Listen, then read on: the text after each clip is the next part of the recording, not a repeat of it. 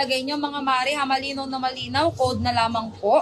Ang ilalagay, 150 all items. Nike bagong bago, size large.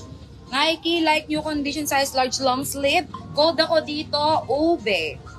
Code UBE, size large, code UBE. Original po lahat ng tinda, mga mo siya from US Dale. Code ako dito, UBE, size large, code UBE. Next, sunod-sunod ko na to mga sis ha. Para, no ano tayo ha, no choosing of sizes na tayo. Random items na tayo.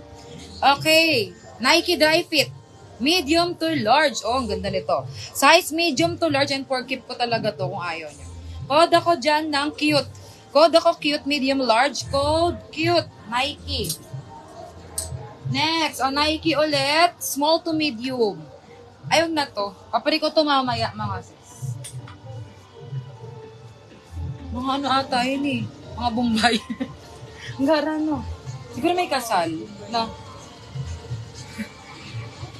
Okay, long sleeve. Nike Dry Fit size is small. Okay? Nike Dry Fit size is small. Tingnan natin kung may thumb hole tayo dito mga insan. Wala pong thumb hole pero may reflectorize yan sa kanyang sleeves.